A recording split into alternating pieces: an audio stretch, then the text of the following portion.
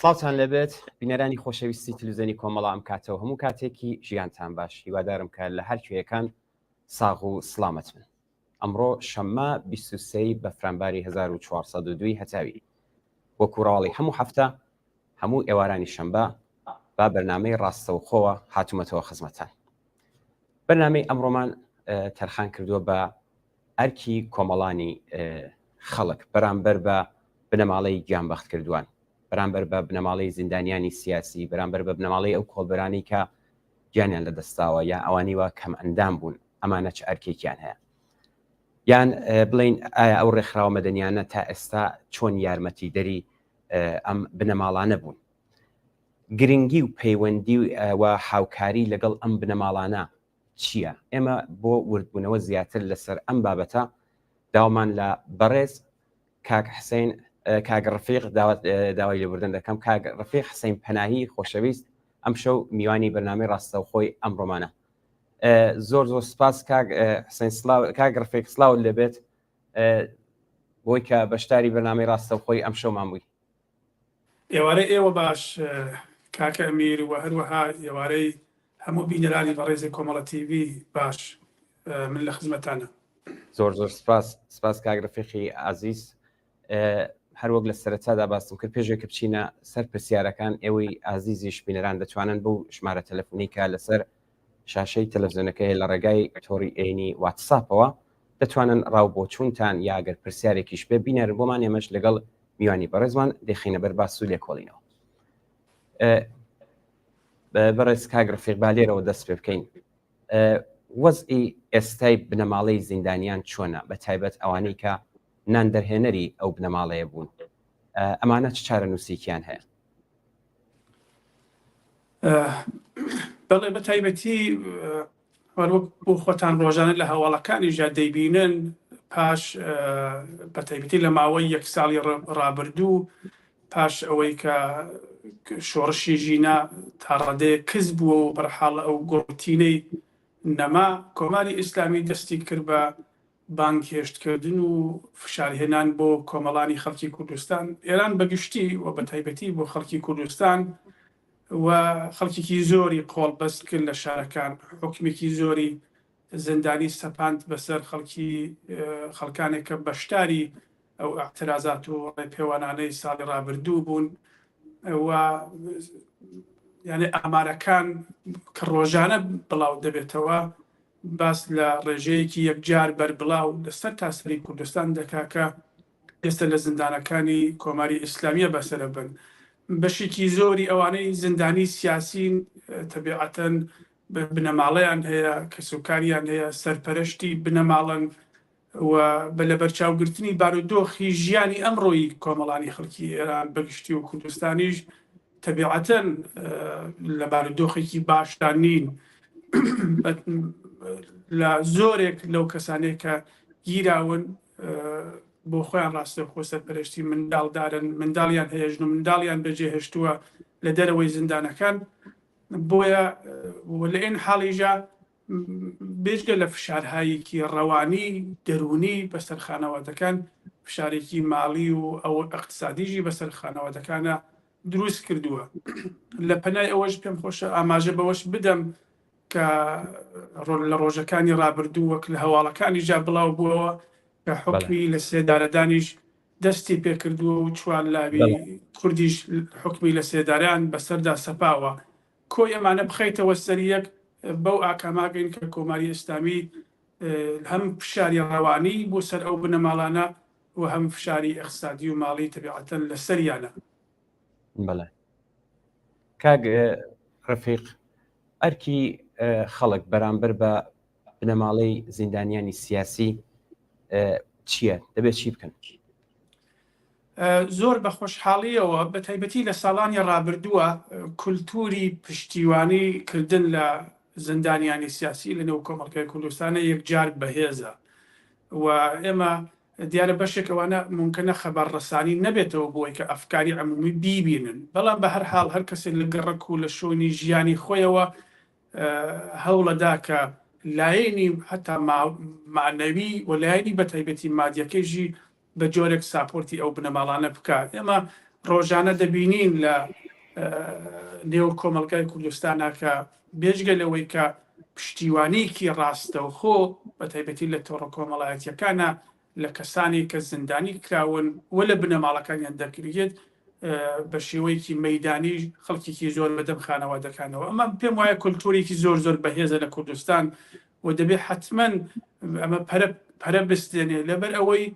بارودۆخی ژیانی ئەمڕۆ بەگشتی لە کۆمەڵگا ئەگەر بۆ نمونە لە ساڵانی ڕابردوودا کەمایەتیک لە کۆمەڵگای کوردستانە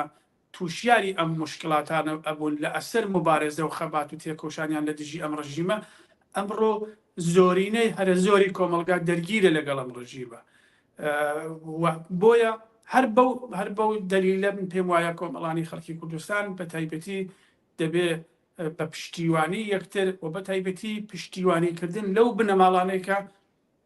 تووشیاری مشکلە بوون، ئیتر چه کوڕیان و کەنیشکیان گیرابێت یان بنەماڵەی گیان بەخت کردووان کە لە پرسیارەکانی سەرەتای ئێوە شابوو دواتە دەچینە سەری و بە تایبەتی ئێستا ئەخەست لەسەر بنەماڵەی زیندانیان کە قساکەین حەق وایە کۆمەڵانی خەڵکی کوردستان پشتیوانیان لێ بکەن،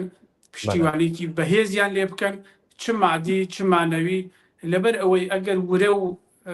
تین و بەرحاڵ دەستگیریکی گشتی نەبێت بۆ ئەم بنەماڵانە تەبیعەتەن کۆماری ئیسلامی دەتوانێت بیان ڕۆخێنێت کە ئەمە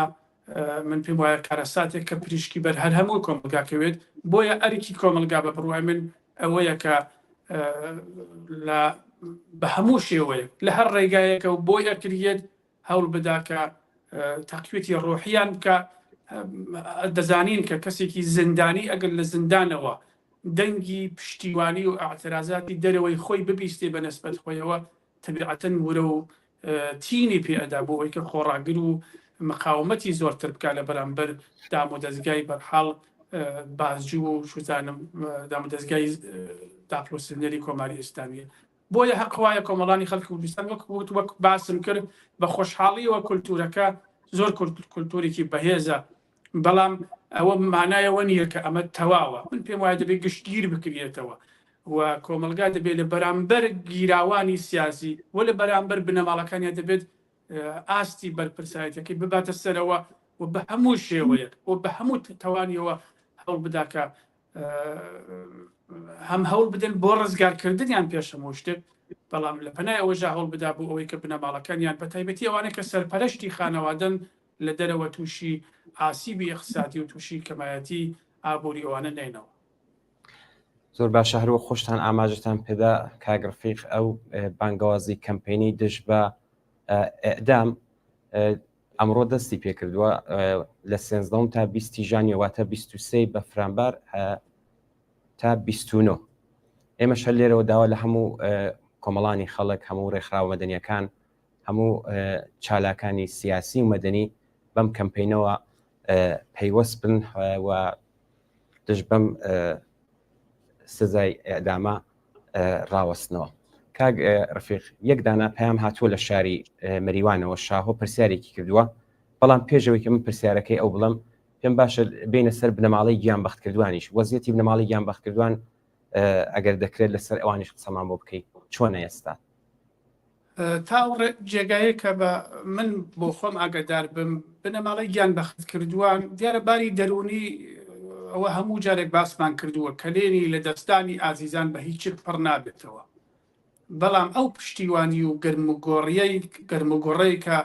لە ئەم ساڵ لە ساڵی ڕابردوو لەلایەن خەڵکەوە بە نسبەت ئەم بنەماڵانەوە کرا، من پێم وایە قابلە ستایشەوە. ئەوەش بووە بە کۆڵەکەیەک بۆ نەچەمانەوەی ورە و تینی خانەوادەکان. ئەو هاو پشتی و هاوخەمی و ئەوانە هەر کەماکان لە نێویانە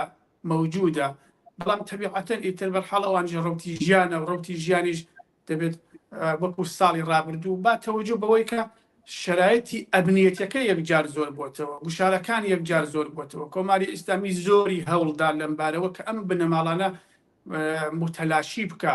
بیان نێرێتەوە کونجی ماڵەکانیان. بەڵام بینین مەسەڵەن لە هەر بۆنەیەک هەتا لە مەسەڵەن یادکردنەوەی ڕۆژی لەدایکبوونی گیانبەختکردوەکەیان دەبینی کۆڕێک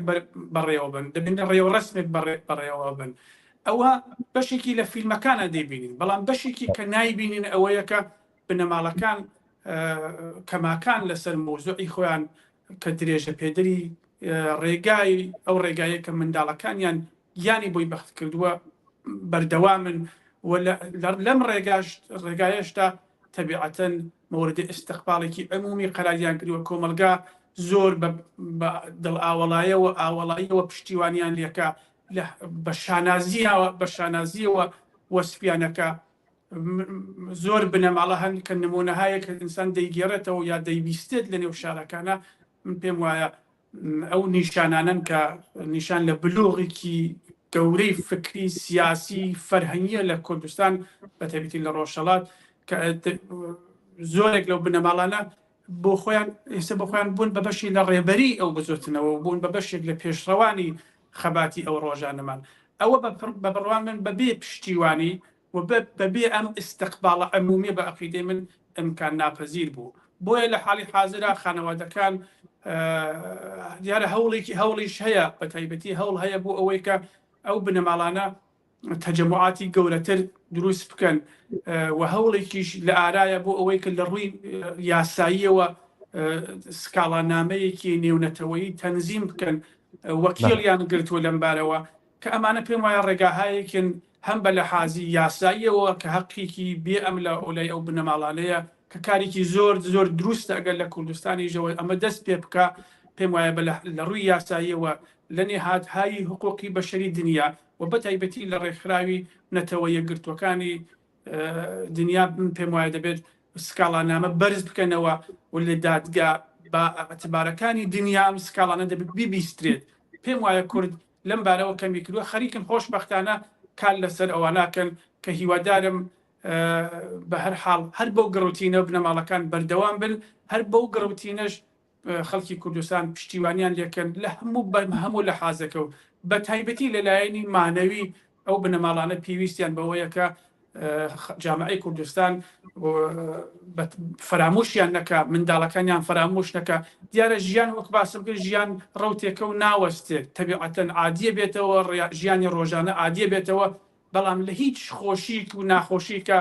حەق وایە خەڵکی کوردستان ئەو ئازیزانە فرامۆش نەکە، ئازیزانی گیان بەخت کردو کە ئەوان گیانی خۆیان بۆ بەرژەوەندێکی گشتی فیدا کردووە حەق وایە فرامۆش نەکرێت و لە هەموو بۆنەوە مەراسمێکە یادیان بکرێتەوە، ڕێزیان لێ بگرێت. ئەمە پێم وایە گەورەترین دڵنەوایی و گەورەترین پاداشتە بۆ بنەماڵەکان و گەورەترین پێم وایە ئەمتیازە یا میداڵە کە خەڵکی کوردستان لە ملی ئەوانەکە. زۆر باشە کاک ڕفیق، با منەوە پرسیاری کە کاکشاهۆ لە شاری مەریوانەوە نردوێتی پرسی نووسێتی سلااو ڕێز بۆ ئێوە ئازیز و بۆ میوانی خۆشەویستان کاک ڕفیق حسین پەنایی نووسێتی بۆچی هاوکاری و پەیوەندی لەگەڵ بنەماڵەی گیانبەخت کردووان جا چ پێشمەرگە و چ خەڵکی مەدەنی و بێچەک بۆچی گرنگە؟ گرنگیەکەی دەزانی چۆنە کۆمەلگا بە دوو بەرە کۆمەلگای گشتی ئێرانی بەڵام بە تایبەتی من ئەمڕۆ بەرنامەکەمان چۆن بە زمانی کوردی و زۆرتر فکۆسژمان لەسەر کوردستانە بۆیە زۆرتر فکۆسەکەمان لەسەر کوردستان باسەکە. خەڵک دابەش بوون بە دوو بەرە، بەرەیەکی بەهێزی زۆرایەتیە کە دژی ئەم ڕژیمەیە، بە ئەقلیەتێکی زۆر لاوازیش کە چەکدارن کە بەرحەڵ معاشخۆری ئەو دەوڵەتەن لەگەڵ ئەو دەوڵەتە ماونەتەوە. ئەم بەرە زۆرایەتیە کە بەرحەڵ پێکاتەیەکە لە خەباتی 40 ساڵە بۆ نمونە مەسەڵەن لە ئەوایلی ئینقلابەوە یعنی 1357 بەملاوە کۆمەلگای کوردستان ملانیایە لەگەڵ ئەم ڕژیمە تا شۆڕشی ژینە و ئاخرین قوربانیەکانمان ئاخرین شەهیدەکانمان. بۆیە جارێک حەق وایە کۆمەلگای کوردستان بە یەک پاکت سەیری ئەمە بکە، یعنی گیان بەخت کردوانی شۆڕشی ژینە جیاوازیە لە گیان بەخت کردوانی شۆڕشی چەکداری بۆ نمونەکە لە دەهەی 60 شەهید بوون یا ئەو ئازیزانەی کە پێشمەرگە بوون شەهید بوون. من پێم وایە کۆی ئەمانە لە یەک پاکێجا بۆ یەک ئامانج خەباتیان کردووە. بۆیە پەیوەندیدانەوەی ئەمانە بە بڕوای من پەیوەندیکی کە هەرواش بووە، پەیوەندیکی ڕەوایە. پێم وایە یعنی حەق وایە کۆمەلگا بە تەواو وجودیەوە هەوڵ بدا بۆ ئەوەی کە میکانیزم هایەکی کۆمەڵایەتی ببینێتەوە بۆ ئەوەی کە بە شێوەیەکی یەکگرتووانە بەبێ لە بەرچاوگرتنی ئایدئۆلۆژیای جیاواز چوزان عەقیدەی جیاواز و پێم وایە حەقوایە لە مانگەکان و لە ساڵانی ئایندا چۆن ئەم ئیتحادە و ئەم یەکگرتووە زەرورەتێکی یەکجار واقعیە ئەم ڕۆژانەیە. ئەم بەرەی کە باسم کردوتم بەرەیەکی زۆرینەیە ڕۆژانە تووشی ئاسی ببێت، یعنی سەرنج بدەن هەموو چین و توێژێکی ئەم کۆمەلگا لە تەمەی بینیەوە بەدەستم کۆماری ئیسلامی و تووشی ئاسی بووە. معلمین یا مامۆستایان کە تێنە سەر شەقامەکان ئەگەر تا ساڵانی ڕابردوو بێدەنگ بوون یا بێت تەفاوت بوون بە نسبەت هاوساکانەوە کە تشتێکی لێخەومە ئەمڕۆ ناتوان بێت تەفاوت بوون لەبەر ئەوەی نەهامەتی ئەم دەسەڵاتە پریشکەکەی بەر کۆی کۆمەلگا کەوتووە. بۆیە کارێکی جەمعی و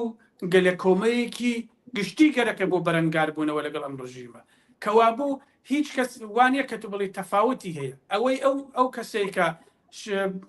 پێشمەرگەی و چەکی لە شانە شەهید دەبێت لەگەڵ ئەو لاوەی کە لە سەر شەقامی شەشمی بەهمن لەسەر بۆقلێدانی ماشینێک شەهید دەبێت بە بڕوای من یەک ئەرزشیان هەیە. اتفاقاً ئەمە نیشان لەوادا کە کۆمەلگای ئێمە بەگشتی بە تەواو معنا ڕۆژتۆسە مەیدانێکەوە کە خەریکە هەزینە ئەدا بۆ ئەوەی کە خۆی ڕزگارکە بەدەستم کۆماری ئیسلامیەوە. ئەمەیە ئەساسێک، ئەمە پێم وایە بەیسێکی گشتیە بۆ ئەوەی کە هەمومان لەسەر ئەمە کار بکەین و ئەم اتحادە ئەم یەکگرتوویەی خەڵکی کوردستان و بەتایبەتی ئێستا لە جوابی پرسیاری و دۆستەمان بنەماڵەی گیان بەخت کردووان من پێم وایە ئەوە شتێکی زۆر زۆر هەم ڕەوە و هەم زەرورەتێکی بە عەقیدەی من هەلۆکەیە وەکە بەکاری لەسەر بکرێت و دەبێت ڕێکخراوهای کۆمەلگای مەدەنی بەم بە تەواو وجودیانەوە هەوڵ بدەن ساپۆرتی ئەم لایەنە بکەن کە ئێمە بتوانین لە ناوخۆ ببین بە خاوەنی نەهاتهایەک ببین بە خاوەنی ئەنجومەنهای زیندانیانی سیاسیمان ببێ لە ناوخۆ یەواش یەواش. دیارە بەشێکی ممکنە لە ڕێی یاساییەوە کۆماری ئیسلامی ئیجازەت پێ نەدا، بەڵام کۆماری ئیسلامی لە پێشڕەوێکی زۆریان کرد و زۆر شتیان تەحمیل کرد بە کۆماری ئیسلامی. من پێم وایە ئەوانش دەتوانن بە خەباتی ڕۆژانەی خۆیان بە شێوەیەکی مەدەنیانە دەتوانن تەحمیلکەن بە کۆماری ئیسلامی کە بتوانین ئێمە زەرفێک ببینەوە بۆ هاودڵی، زەرفێک ببینەوە بۆ کۆمەکی مادی. کاکە ئێوە سەرنج بدەن کۆمەلگای کوردستان زۆر زۆر دەوڵەمەندیاتە، زۆر خەڵکیاتە پارە و پولی هەیە، ئەمکاناتێکی هەیە. بن بەش بە حاڵی خۆم زۆر لەو شۆڕشانە زۆر جار هاوارمانەکەنەوە ئەوانەی کە ناتوانن منداڵانیان لە شۆڕشەکە شرکت بکە بەشداری بدەن ئەگەر ئەمکاناتێکی مادیان هەیە بەوە قەرەبووی بکەنەوە. ئەگەر خانەوادەهای گیان بەخت کردو یا خانەوادەی زیندانی سیاسی یا دواتر ممکنە لە پرسیارەکانی ئێوە بێتە ئاراوە لەسەر کۆڵبەران ئەگەر تووشی ئاسی بکە بن چوار دەوڵەمەندی ڕۆژهەڵاتی بڕم وە پێشکەون و یارمەتیان بدەن سندۆقێک دابنن بۆ هاوکاریکردنیان. پێم وایە یعنی حەق وایە کۆمەلگا بەرەو ئەو مەسیرە بڕوات ناکرێت بێت تەفاوت بێت تۆ لە پەنادەستەوە بنەماڵەیەک ڕۆڵەیەکی ئازیزی کە جگەرگۆشەکەیە فدای کردووە بۆ ئەوە ڕزگاری تۆ پەنادەسەکەشی کە هاوساکەیەتی خەریکی بساز بەفرۆشی ماڵەکەی بێت و خەریکی پۆل دەراوردن بێت. ئەم تەناقۆزە بە عەقیدەی من لە کۆمەلگای کوردستانە نابێ بمێنێت، هەرچەند بە خۆشحاڵیەوە زۆر کەم ڕەنگ کراوەتەوە و بە تایبەتی یەکگرتووی وەک باسم کرد کولتوری هاوکاری و کولتوری ڕێزگرتن و کولتوری ئەوەی کە پێکەوە دەبێت هەزینە بدەین بۆ خەباتەکەمان ئەمڕۆ لە ڕۆژهەڵاتە زۆر بەهێزە، بەڵام لە نەزەر منەوە ئەوە کافی نییە. من پێم وایە دەبێت زۆر بەجددی لەم بارەوە هەنگاوی بۆ هەڵبگرێت. من بەش بە حاڵی خۆم بەڕاستی بین و بینەڵا زۆر جار ئەوەم باس کردووە و نەیژم شاردۆسەوە لە هەر شارێکە دەیان دەوڵەمەندی تایە جاش کەیفی خۆیانە چۆنی پاریان کۆ کردوێتەوە، بەڵام ناتوانن ئەوان بێت تەفاوت بن بەنسبەتەوەوە. ئەم کۆمەلگا بۆ ئەم ڕژیمە بۆ خۆی ماڵی خەڵکی وێران کردووە، ئاسیبی پێگەیاندووە، نانی لە خەڵک بڕیوە، بەرحاڵ خەڵکیش دەبێت هاوکاری یەک کات لەو ڕۆژە تەنگانە. ئەمە بارودۆخێکی تنگانەیە خۆ تاسەر نامێنێتەوە لە ڕۆژی تنگانەیە بە بڕوای من دەبێت کۆمەلگا دەستی یەک بگرێت. هەر کەسێک هەرچیکی لە تەوانە هەیە بە بڕوای نابێت دریغی بکات لەم ڕۆژانە بە تایبەتی لەسەر بنەماڵی گیان بەخێت کردووان بە تایبەتی لەسەر بنەماڵی زیندانیانی سیاسی و ئەوانەی کە ڕۆژانە محتاج و احتیاجیان بە لایەنی مادی و جا لایەنە مانەویەکەش کە پێشووتر ئاماژەمان پێدا. زۆر باشە کاگرفی خۆشتان ئاماژتان پێدا لە قسەکانتاندا ئەمن ئەبێ و تەناقزە بینین و ئەو بنەماڵانەی کە دەبنە قوربانی دەستی جمهوری ئیسلامی جا بڵێن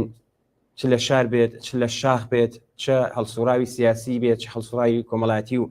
مەدەنی بێت چ کۆڵبەریش بێ هەروەک بۆ خۆتان ئاماژتان پێدا بنەماڵی کۆڵبەر کەسێ نان دەرهێنەری بنەماڵەکەیەتی کوژراوە. ئێمە هەرچە لە قسەکانیشتاندا بوو کاگرفێر خەڵکی شار و گەڕک خەڵکانی ئاوایی بڵین یا بڵین تەنانەت ئەو خەڵکانی کە مهاجرن یا پەنابەرن ئەمانە دەبێت بەرپرسیارەت گەلێکیان هەبێت مانە دەبێت چی بکەن؟ من عرضم کردی ئەو بەشێک کە بەناوخۆت جنابەت ئاماژەت بە شتێکی باشدا بووە یانە بۆ بیرهێنانەوەی منیش باش بوو بە تایبەتی دیاسپۆرا ئەوەی کە باست کردوانەی کە پەنابەرن من پێم وایە لەم بارەوە حقیقەتت گەرەکە زۆر کەم کار کراوە بە تایبەتی ئەو ڕەساڵەتە تامبێژوویە کە بەشێکی زۆری کەوتوتە سەرشانی تێکۆشەران و مبارزینێک کە دەزانین لە دیاسپۆرا ڕێژەیەکی یەکجار زۆری کورد و ئازادی خواز و مبارزین ژیانەکەن لە وڵاتانی ئوروپانیش دەجێت تا ئێستش من بۆ بەش بە حاڵی خۆم نەمبینیوە لە دەرەوەی ئەحزاب بە دوو لە هەر بەرژەوەندیهایەکی حزبی و ئایدۆلۆژی و ئەوانەوە سندۆقێک دابنن کە یارمەتی بێت کە مەسەڵەن کوڕەگەنجێک یا بنەماڵەیە کە لە دەرەوەی وڵات ژیانەکەن بتوان یارمەتی بگەین و ئەم یارمەتیە کاناڵیزە بکەن و کە بتوانێت خزمەتی بگەینێ بە زندانیانی سیاسی یا بە بنەماڵەکانیان. من پێم وایە ئەوانە کەمبودن ئەوانە جێگلەیین و جارە هۆکار خۆشی هەیە ئینسان ممکنە مەجای بەنامەکە نەبێ بۆ ئەوەی کە بڕنە سەر ئەو گلەیانەیەکە هۆکاری چیە ئەمانە دروست نەبووە بەڵام من پێم وایە دەبێت بکرێت دەبێت پێشڕەوانێک ببن لە دەرەوەی وڵات کار لەسەر ئەمە بکەن زۆر وڵاتان زۆر شۆڕشی دنیا ئاوا سەرکەوتووە من پێم وایە کاتی ئەوە گەیشتووە کە بە تایبەتی خەڵکی ناوخۆ دەستەنگترێکن گیرودەترێکن لە ڕووی ماڵیەوە فشاری زۆرتریان لەسرە حەق وایە ئەو کەمبودانە بە تەریقای دیکە جبران بکرێتەوە جا هیوات هەر ئینسان دەتوانێت هیوا بخوازێت و هەرچەندە پەنای ئەوەی کە هیوا دەخوازین دەبێت داوا بکەین و کاریژی لەسەرکەین بۆ خۆمان من وەک باسم کرد زۆر ڕەشبین نیم گەشبینم بەوەی کە کاری باش کراوە لە ساڵانی ڕابردوو لە شۆڕشی ژینا کاری زۆر باش کرا بەڵام هەموو ئەوانە بە بڕوای من نەیانتوانی پڕاوپڕ ئەرکی خۆیان بەجێبێنن ئەرکی ئێمە زۆرتر لەوە بەرحەڵ گرنگتر لەوەیە هیوادارم لە داهاتووە بتوانین ئەو خەلە و ئەو کەمبودانەی کە هەیە پڕی بکەینەوە نێڵین هیچ کلێنێک بمێنێتەوە لەبەر ئەوەی حتمما هەمومان دەزانین ئەوەی مرۆڤی عاقڵ بێت دەزانێت کە ئەم کۆماری ئیسلامیش وەکو زۆر وڵاتانی دیکتاتۆری وەکو زۆر ڕژیمی دیکتاتۆری بەشەری سەرنجام دەڕوات بەڵام لەم ڕۆژە تەنگانە کە خەڵک لە ڕووی ئیقتصادی و تووشی موسیبەت بوون یعنی باری دارایی خەڵک بە تایبەتی قشتێکی زۆری کۆمەلگا چەساوە و داما و هەژار بووە ئەمە من پێم وایە پێویستی بەوەیە کە بەشێتر لە کۆمەلگا ئەگەر هەیەی دەستی بگرێت بە کوردیەکەی دەبێت ئەوەی کە هەیەی نانی شەوەکەی بەش بکە لەگەڵ دراوسەکەیەتی تا ئێمە نەتوانین ببین بە خاوەنی ئەم کولتورە و ئەم گەلە کۆمە گشتیە نەکەین لە بەرامبەر ئەم ڕژیمە بە بڕوای من شانسی سەرکەوتنمان کەمترە دەبێت بەرەو ئەم مەسیرە هەنگاو هەڵبگرین کار لەسەرەوە بکەین ئەوەی وەک باسمان کرد لە دەرەوەی وڵاتە هەرچیکی بۆ ئەکرێت جگەلەوەی کە ممکنە بەشێکیان خەرج و خۆراک و ژیانی خۆشیان ببێت بەڵام پێم وایە زۆر ئاسان ئەکرێت هەر کەسێک لە ڕۆژی مانگانەیەکە ئابوونەیەکی مانگانە یاکەتی ڕۆژانە بدا بە بنەماڵێکی زیندانی سیاسی یان نەخێت بیدا بە بنەماڵێکی گیان بەخت کردو ئەمانە من هەرچەند نمونە بووە ممکن ئێستا بۆ ئێرە نەبێت نمونە هەیە لە ڕووی ئەمنیەتیجە ممکنە ئینسان دەتوانێت هەموو پێویست بووە ئەم نمونانەی کە باسی دەکەی نەخێر بەپی پێویست نەبووە بەڵام کراوە من زۆر تێکۆشەر و زۆر لایەن و زۆر کەسایەتی و بزانم زۆر شتم بینی و بەش بە حاڵی خۆم بەڵام پێ وایە ئەوانە کافینین باسم کرد دەبێت ئەو بەردەوام بێت جاری وایە پشڕ ئەکرێت ئەنسانێک بۆ خۆی بە ئەرکی خۆی زانێ بەڵام ئەگەر کردمان بە ئەرکێکی گشتی ئەگەر بۆ نمونە ئێمە لە دەرەوەی وڵات سندۆقێکمان سندۆقی دابرینی بنی سندۆقی یارمەتی گەیاندن بە بنەماڵی زیندانیانی سیاسی بەبێ لە بەرچاوگرتنی ئەوەی کە سەر بە چه حزبێکە سەر بە چ لایەنێکە تەنها و تەنها خزمەت بەوە بکە ئەو کەسێک کە گیراوە ئەو لاوەی کە گیراوە بتوانن پشتیوانی بکەن کاکە زۆر کەسن بێناو و نیشانن دەیان کەس هەن ممکنە توزانم لەبەرەوەی کە ئەندامی ئەحزابەکانی خۆمان نین نەناسراو بن سەدان خەڵک لە شۆڕشی ژینا گیران بنەماڵەکانیان بە دەلیلی ئەوەی کە فشاریان لەسەر بێ ڕەسانەی نەکرانەوە ژێر بەقەڵ معروفە ژێر پێستی ئەم کۆمەلگا هێشتا بەتەوا مەعنا نەبیراوە ئێمە من پێم وایە دەبێت بەرەوە ئاستە بڕۆین دەستگیری ئەوە خەڵک بکەین هەوڵ بدەین کۆمەکیان بکەین یارمەتیان بکەین ئەوەی هەیەی بەڕاستی دەبێت دابەشی کا بەشێکی لەگەڵەوەی کە نیەتی لەو کۆمەلگای ئێمە ئەم کارە بە بڕوای من هەم کولتورێکی جوان و ڕێکوپێکی بۆ خەبات و مبارە زەمان دروستەکە هەم لە ئێن حاڵیژە بەڕاستی نیازی ئەوان بەراورد دەکا با بیزانم من بۆ خۆمەوانە بینی وەکو نمونە بنەماڵە بووە پارەی گرتنی وەکیلی نەبووە مەسەڵەن بۆ منداڵەکەی چۆزانمیان نەخێر داوای سەنەدێکی کردووە کە منداڵە کوڕەکەی ڕزگارکەن سەنەدی دەست نەکەوتووە کە مەسەڵەن کوڕەکەی ڕزگار بوون هەر بە دەلیلی ئەوەی کە سەنەدێک نەبووە 3 ساڵ لە مەسەڵەن 2 ساڵ ماوەتەوە لە زیندان لە کۆمەلگای ئێمە ئەوانە عیبەیە بمێنێت حقیقەتت گەرەکە لە کۆمەلگای ئێمە کۆمەلگایەکی تێکۆشەری وەکو ڕۆژهەڵات کە 44-45 ساڵە ململانیە لەگەڵ ئەم ڕژیماکات حقیقەتەن ئەوانە عیبەیەوە نابین بمێنێم عیبانە نابێت کەسێک لەسەر فکرێکی سیاسی گیراوە لە زندانی مرکزی شاری سنەبێت لە نێو شارێکی نزیک بە 1 ملیۆنیە بگەڕێ بۆی کە سەنەدە پیا بکە ئەمە بە عەقیدەی من ئەم عیبانە نابێت لە بێڵینەوە و هەوڵ بدەین کۆمەلگا زیاتر بڕواتە بەرەوە زیاتر بەخەمی ئەمەوە بێت و بەتایبەتی ئەرکی فعالینی مەدەنی کۆمەلگای مەدەنی لە ناوخۆ و ئەرکی فعالینی سیاسی و مبارزین و تێکۆشەرانی دەرەوەی وڵات ئەوەیە کە هەوڵ بدەین ئەم کلێنانە پڕ بکەینەوە زۆر باشە کاک ڕفیقیەوە خۆتان دەڵێن ئەو کەسانی کە هەنی وەکو بە تاک ئەوانی کە هەیەە دەتوانن دەستی ئەوەی پەنادەستیان بگرن ئێمە ڕێکخراوە مەدەنیمان هەیە ئەو ڕێکخراوە مەدەنیانی کە هەن ئەمانە دەتوانن یارمەتی دەری بنەماڵی گیانبەخت کردوان بنەماڵی زیندانیانی سیاسی بنەماڵی کۆڵبەران ئەمانە دەتوانن تا ئێستا کردویانە ئەرکیێوان چییە؟ والله من دیارە هەوەی کە پرسیارەکە ڕوو بە من ببن ئەوەندە لێ متەلق بم جا بەدەمەوە من پێم وایە کراوە دیارە هەمووشی من نایبینم بەڵام ئەوەندەی من بەش بە حاڵی خۆم بەرچاوم کەوت بێت پێم وایە کراوە بەڵام ئیتر نازانم ئینسان چۆنی باسکە من بۆ خۆم نای شارمەوە بەشێکی بە حزبی و شوزانم لە ژێر سەیتەرێ ئەحزاب و ئەوانە کراوە کەەوەش کارێکی باشە من نەفی ناکەمەوە بەڵام لە دەرەوەی ئەحزاب هێشتا ئێمە نەبووین بە خاوەنی ڕێکخراوێکی بەهێزی مەدەنی کە بەتایبەتی قسەی دەرەوەی وڵاتەکەم کە ئەوانە بتوانن ئەم یارمەتیانە کۆ بکەنەوە کە بۆ ڕۆژی ئاوا خانەوادەی زیندانیانی سیاسی و گیان بەخت کردوان و کۆڵبەران بەتایبەتی کە ئاماژەت پێکرد بتوانن کەڵکی لێ وەربگرن ئێمە خاوەن ڕێکخراوێکی زۆر بەهێزی غەیرە حزبی گەورە حقیقەت گەرەکە تا ئێستا نین و ئەمەش بۆ خۆیەکی لەو گرفتانەیە بەڵام بە هەر حاڵ ئەو ڕێکخراوانەی کە سەمپاتی ئەحزابیان هەیە کردویانە و جێ دەستخۆشیژە ئەڵبەتە بەڵام ئەوە بەرحاڵ کۆی ئامانجەکە ناپێکێت بەشێک لەو پازل لە باقیدە من جێگا پڕکاتەوە کۆی ئەگەرمانێ کولی پازلەکە پڕ بکەینەوە پێویستمان بەوەیە کە تەقویەتی نەهادێکی قەوی بکەین بۆ سەرنج بدەن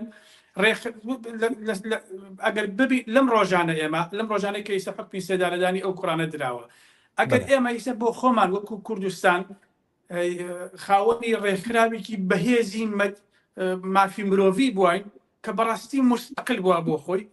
و باقیناکە بە ئەندامەکانی پێکاتە بووە لە ئەحزابی بەرحاڵ متەنەوعی کوردستان بەڵام بۆ خۆی کارێکی یاسایی بکردا ئێمە زۆر ئەمان توانی ئیستفادەی لێ بکەین لە ڕۆژی ئاوا هەرەوەی کە باسم کرد بنەماڵی گیان بەخت کردوانی شۆڕشی ژینە بەنیازە سکاڵانامەیەک هەن بکەن ئەوە دەبێت نەهادێکی حقوق بەشەری کوردی ببێت کە بیبە لە ئاستی جیهانە بیناسێنێت و کاری لەسەر بکە ئەوانە هەمووی بە تاک کراوە هەمووی بە هەڵ لەسەر دەستی بەشەرهایە ئینسانهایە کراون کە بۆ خۆیان بە وەزیفەی شخصی خۆیان زاریوە بەڵام من پێم وایە دەبێت ئەوانە ڕێک بخرگیت و بە ڕێکخراو ئەتوانین ئێمە زۆرتر هەتەفەکەمان بپێکین من بەڕاستی لەو بارەوە وتم زۆر کراوە بەڵام زۆریشمان ماوە بیکەین زۆر باشە کاگرفیق هاوڕێیانمان لە ئوتاق فەرمان کلیپێکیان ئامادە کردووە با ئەم بڵاو برێتەوە دواتر دێنەوە سەر پرسیارەکانیت.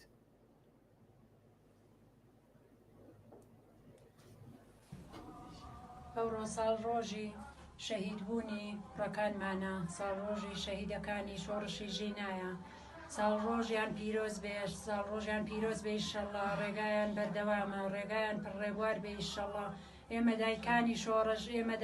شۆڕش بە هیچ جۆرێ لە خێنی کوڕەکانمان ناگوزەرین تا ئاخرین قەترەی خێنمان تا دوا هەناسەمان دادخواهی خێنی بەناهەق ڕژاوی ڕۆڵەکانمانین بەدەست ڕژێمی جمهوری ئیسلامیەوە بەناهەق خێنی کوڕەکانی ئێمە ڕژاوە تا دوا هەناسەمان دادخواهی خێنی کوڕەکانمانین کە بەناهەق ڕژاوە. ساڵ ڕۆژیان پیرۆز بێ، ڕێگایان پڕڕێبوار بێ، نەسرەوین نابەزین کەسەر دەکەوتێ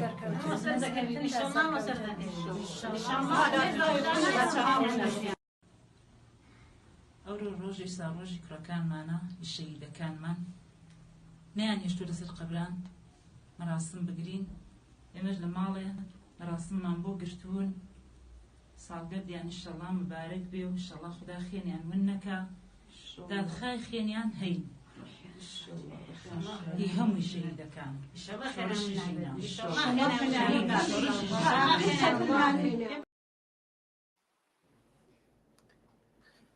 یادی ئەو ئازیزانە هەموو بەخێر بێت و ڕێگایان پڕڕێبوار بێت. کاگ ڕەفیق خەروب لە ڤیدیۆکەشدا دیسمان دیارە بنەماڵەی گیانبەخت کردوان سەرڕای ئەو هەموو گوشارەی کە لە سەریانە زۆر هاودڵ و هاودەنگ پێکەون. بابینە سەر پەیوەندی نێوان بنەماڵەی گیانبەخت کردوان لەگەڵ بنەماڵەی زیندانیانی سیاسی. ئەم پەیوەندیە لە شارەکان لە گوندەکان یا لە ئاستی کوردستاندا ئێوە چۆنی دەبینن؟ پێشووتریش بە ژۆرێک ئاماژم بەوەدا کە یەکگرتوویە لە نێو بنەماڵەکانە زۆر بەهێز بووەوە. ئەوش بەرهەمی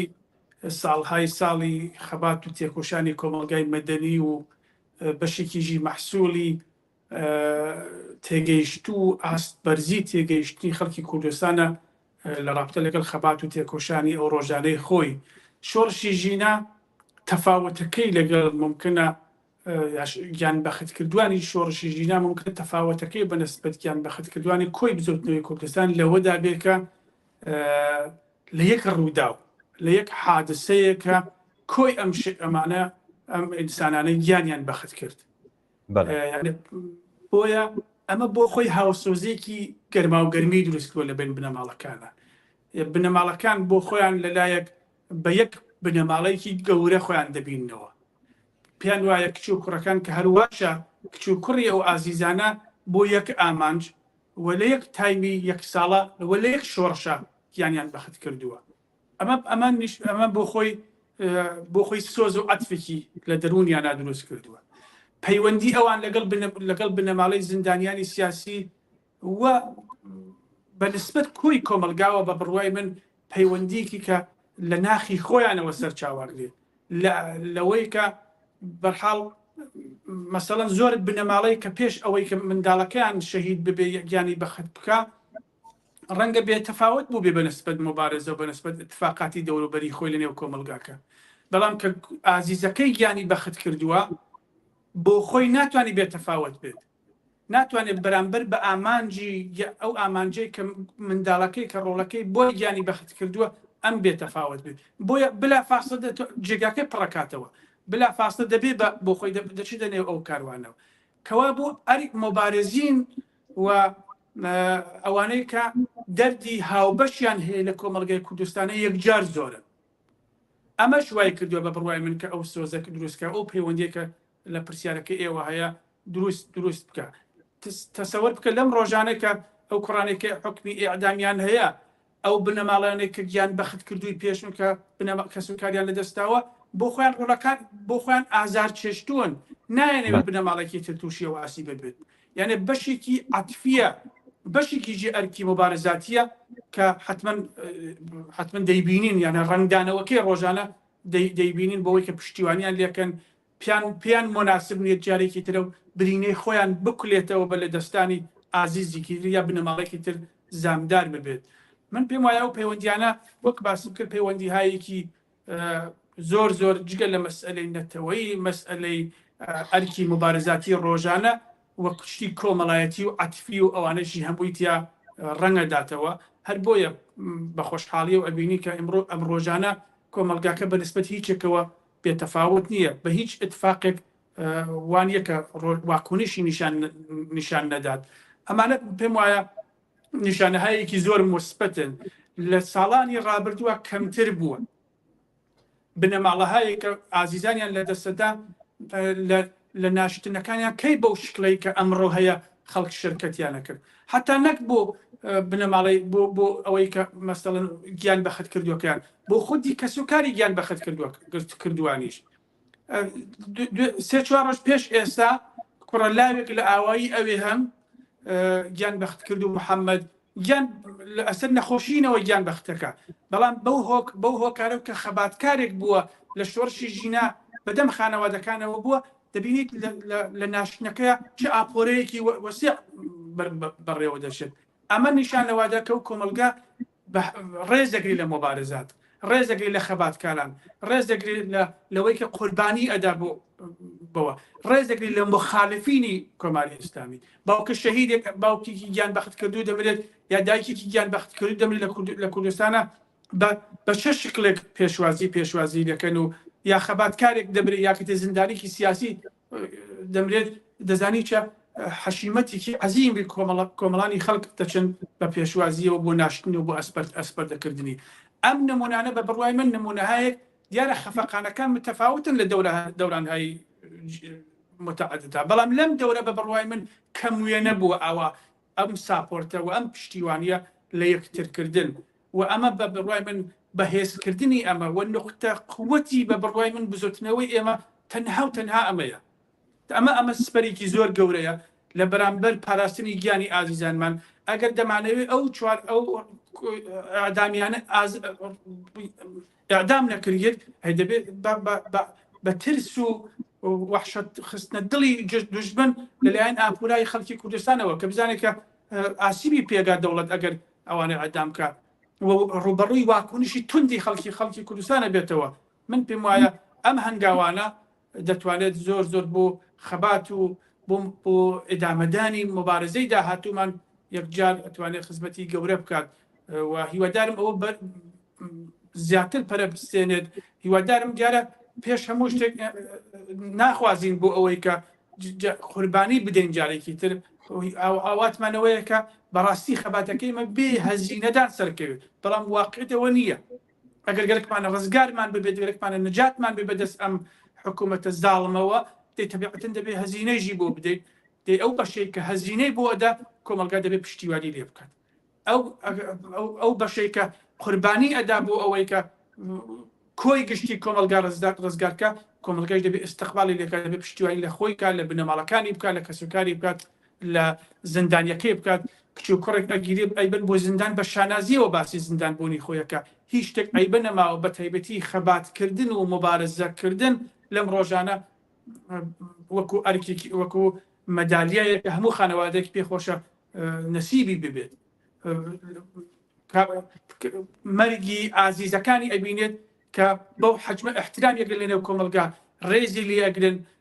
بە بڕوای من ئەوە زۆر دەستکەوتێکی گەورەیە کە خۆشبەختانە لەنێو وەک باسم کرد لەنێو جامعی ئێمە بە تەواو معنا جێگرتووە و هیوادارم ئیتر ئێمە هیچ شایەتی خەم و ناخۆشی و لە دەستانی ئازیزانی تر نەبین بەڵام هیوادارم بە پشتیوانی و ساپۆرتکردنی مادی و معنەوی ئەم خانەوادانە و خانەوادەکانی لەنێو خۆیانە پێم وایە دەتوانین بەدەو دەستکەوتی گەورەتر و گەورەتیش بەوەی زۆر باشە کاگرفیق لە شاری سنەوە شیلان داوای لێبوردن دەکەم لە شاری کامیارانەوە شیلان پرسیارێکی نردووە توێتی میوانی ئازیستان ئاماژەی بە وەکیلەکانیش کرد ئەرێ دیارە ئەم ئەرکە گشتیە هەنی هەموو کۆمەڵانی خەڵکی گرتوتەوە بەڵام لەم ناوەدا ئەرکی وەکیلەکان و خەڵکانی پسپۆر کە زۆر دەتوانن دەورونەخشێکی باشیان بێت بەرامبەر بە بنەماڵی گیانبەخت کردوان بەرامبەر بە بنەماڵی زندانیانی سیاسی بەرامبەر بە بنەماڵی قوربانیانی کۆڵبەری ئەمانە چه ئەرکێکیان دەچێت سەرشان زۆر سپاس بۆ ئەو دۆستا من پێم وایە ئەو پرسیارێکی زۆر بەجێ بوو دیارە وەکیڵەکانیش بە ئەزمموی ئەو ساڵانە بەشێ لە وەکیڵەکان بەڕاستی ئەو جێگای کە بۆیان کرابێت هەولیان داوە کە بۆ خۆیان بێ بەرامبەر بڕۆن و خزمەت بکەن و بەرحاڵ لەو زەمینە بەشی تریانیش تەبیعەتەن بژیوی ژیانیان لەسەر وەکالەتە بەڵام من پێم وایە ئەوان لە ئاستی چاوەڕ لەو ئاستە نەهاتوون لەسەر پێشەوە دیارە بە فەردی هاتوون بەشێک لەوانە کە نامەوێستن ناوی کەسێ ببن کەسێک تر فرامۆشکن بەڵام کۆمەڵێک وەکیڵ هەن کە دەموچاو و سیمان ناسراوە لەنێو کوردستانە زۆر کاری مثبەتیان کردووە حقیقەتەن زۆر کاری باشیان کردووە هاتوونە سەر پێشەوە بۆ خۆیان خۆبەخشانە ڕۆشتون وەکالەتی زیندانی سیاسییان قبول کردووە پارەیان وەرنەگردووە لە بنەماڵەکەیان ئەوە باش بەڵام ئەوەش گشتگیر نییە چون ئەو کەسانەیەکە ئەو وەکیڵانەی کە ئاوا کەسێکی باشن و خۆ بەخشانە دەڕۆن ئەوان مجەوەزی وەکالەتیان بەشێکی لێ وەرگیراوەتەوە دەوڵەت ئیجازیان پێنادا بەڵام بە هەر حاڵ من پێم وایە ئەوەی بە تایبەتی بە کوردستان هەڵەگەڕێتەوە دەبێ وەکیڵەکان حقیقەتەن ئەو کارە بکەن لە ڕۆژ لە داهاتوە هەوڵ بدەن زۆرتر بێنە پێشەوە و ئەوانش ببن سەهمێکی گەورەی خۆیان دەینی خۆیان ئەدا بکەن بەنسبەت ئەم شۆڕشەوە بەڵام گیر و گرفتی قانونی و ئەوانشیان هەیە ئینسان دەبێ ئەوەش ببینێت لەبەرەوەی ئەوان دەستیان ئاوەڵان نییە بۆ ئەوەی کە هەموو شتێک بتوان بکەن بەڵام ئەو جێگای بەلایەنی مادی ئەگەڕێتەوە من پێم وایە ئەوان دەبێت پراوپڕ بێنە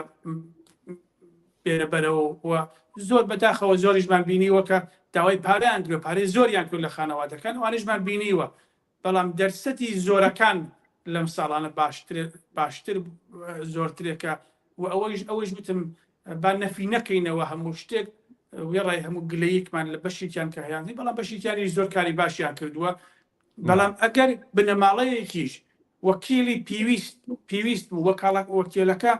پارەی ویست من پێم وایە کۆمەلگا دەتوانێت کۆم خەرەبووی ئەوانە بکاتەوە و هەوڵ بدەین بە هەر حاڵ بە هەر شکلێک بۆمانەکریتێت بە هەر شکلێک کۆمەلگا بۆ یەکرێ لە نێو خۆیان نابێت بێتەفاوت بێ بەنسبەت بەشەرەوە کە گیراوە بەنسبەت بنەماڵەکانیانەوە ئەمە بە بڕوای من زۆر گرینگە مەسەڵ لە کامیاران کە ئێستا بینەرەمان خەڵکی کامیارانە لە کامیارانە زۆر مەسەڵ ڕێکخراوهای مەدەنی بۆ نمونە ژینگە پارێزەکان کە زۆر بەهێزن ئەوان دەتوانن سندوقێکیان بۆ شرایەتی ئاوا دایبنن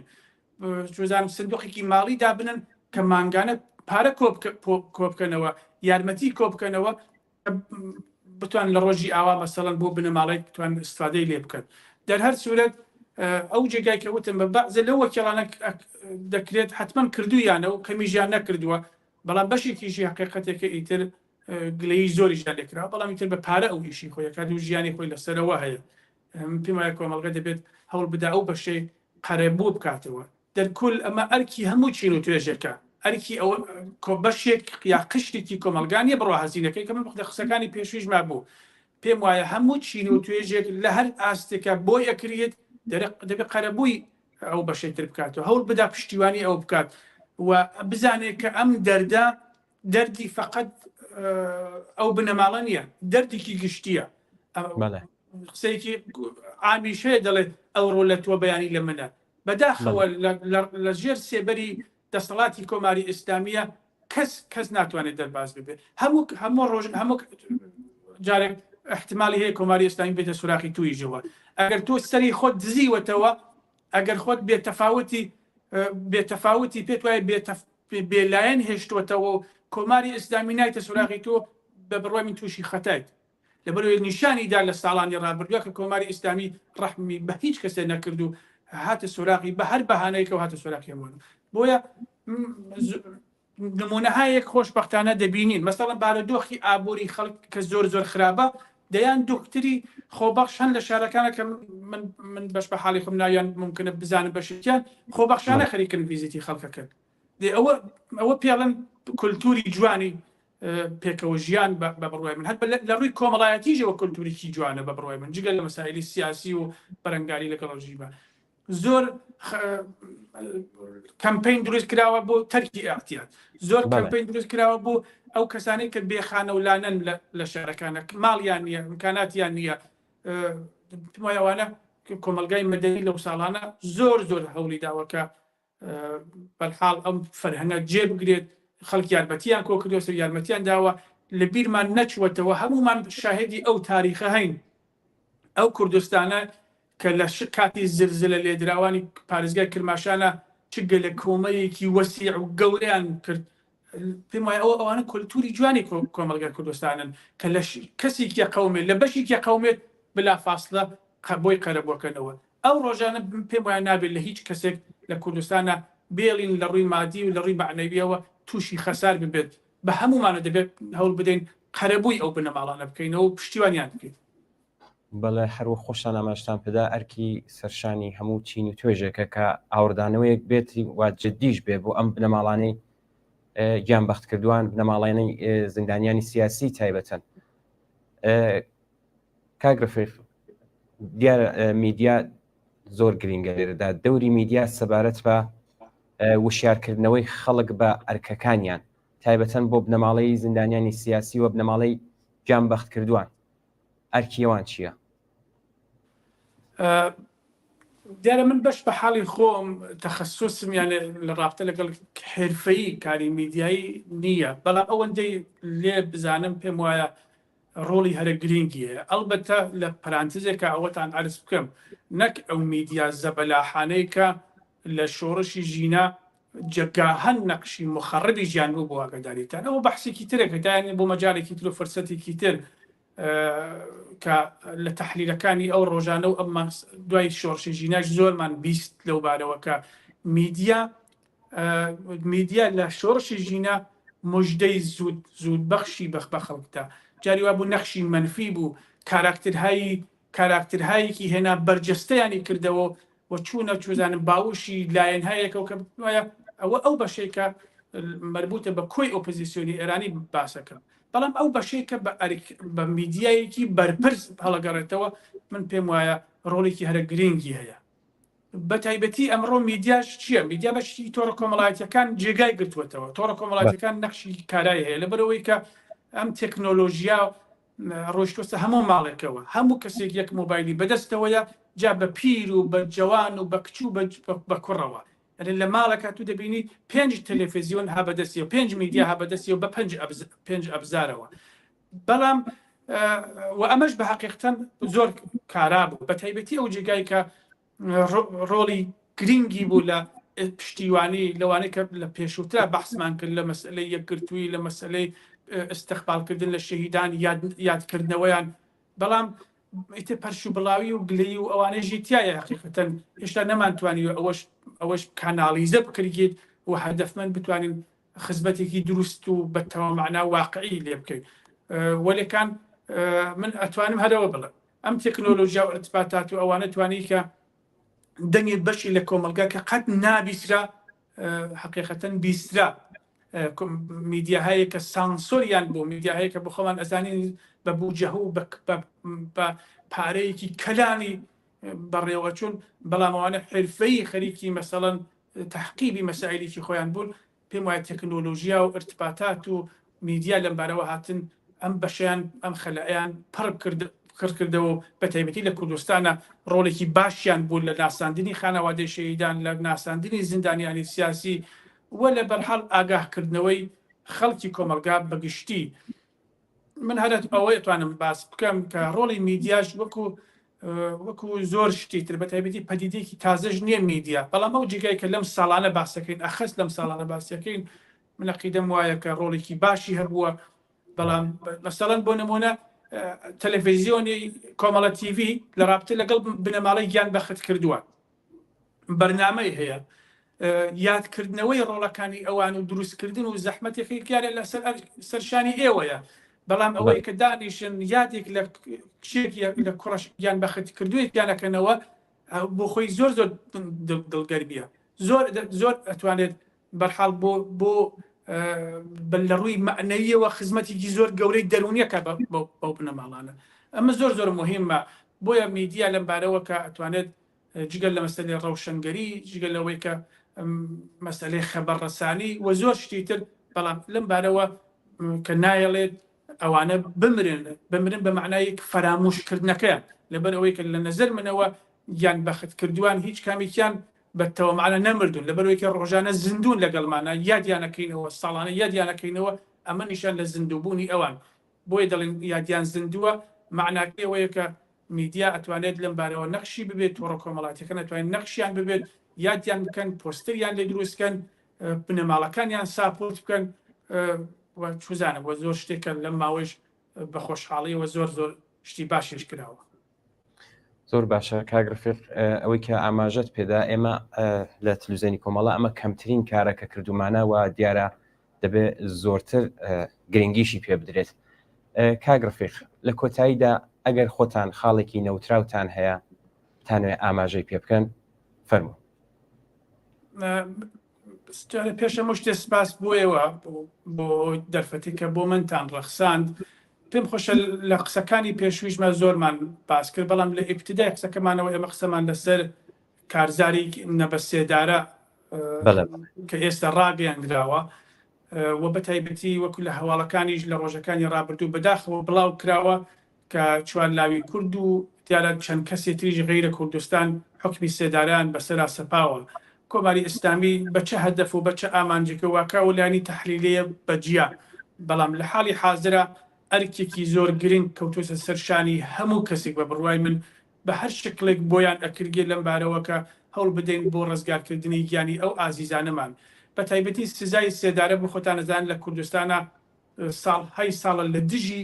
سزای سێدارە خەبات دەکرێت بەرەنگاری دەکرێتەوە لە دژی ئەم حکومە غەیرە ئینسانیە حەق وایە بە تایبەتی لای شۆڕشی ژیناژ کوردستان بۆ خۆی زامبارە کوردستان هێشتا زامەکانی تیمار نەکراوە جارێکی تر هەوڵ بدەین بە تەلاش و بە هیمەتێکی گشتیمان بە هەموو تێبینی و ملاحزاتێک کە هەمانە بەڵام بۆ ڕزگارکردنی فقط بۆ ڕزگارکردنی گیانی ئەو ئازیزانە هەرچی لە دەستمان بێت کۆتایی نەکەین لە تۆڕە کۆمەڵایەتیەکان لە ئاکسیون و گردبوونەوەکان لە تەحەسوناتێک و بە تایبەتی لە خەڵکی ناوخۆی ڕۆژهەڵات من بەش بە حاڵی خۆم داوام ئەوەیە کە لە هەر ڕێگایەکە بۆیان ئەکرێت هەوڵ بدەن پێش بەم حکومانە بگیرێت و هەوڵ بدەن کە کۆماری ئیسلامی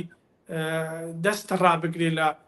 لە سێدارەدانی ئەو ئازیزانەمان و ئاواتم ئەوەیە کە چیتر ئێمە شاهدی خەسار و هیچ مشکل و گیرگورفتێک نەبین ئاواتی گەورەمان ئەوەیە کە کۆماری ئیسلامی بڕۆخێت و ئەو ملەتەیە ئەو خەڵکە بە سەربەستی بە ئازادی لە سێبەر حکوومەتێکی دادپەروەر و یەکسانی خواز و کۆمەلگایەکی کامەڵەن دموکراتە بتوانێت ژیانی خۆی بەڕێ و ببات چۆن بەڕاستی ئەو ساڵانە ئیتر ئەوەندە هەزینە دراوە ئەوەندە ماڵوێرانی و کارەساتی بەسەرا هاتووە حقیقەتەن تەحمڵکردنی لەوە زیاتر ئاسان نییە بۆ جامعەیەکە 1001 دەردی بەسەرا ڕژاوە جارێکی تر سپاس بۆ ئێوە و بۆ میوانداریەکە من لە خزمەتان نابوو. ئێمەش زۆر سپاست دەکەین کاگ ڕەفیق حسین پەناهی چالاکی سیاسی بۆی کە داوەتی ئێمەتان قبول کرد و بەشداری بەنامەی ڕاستەوخۆی ئەفشەوی تلویزیۆنە کۆمەڵە بووی زۆر سپاس دەکەین. سپاس بۆ ئێوە و شەوی هەموو لایەکتان شاد. زۆر سپاس.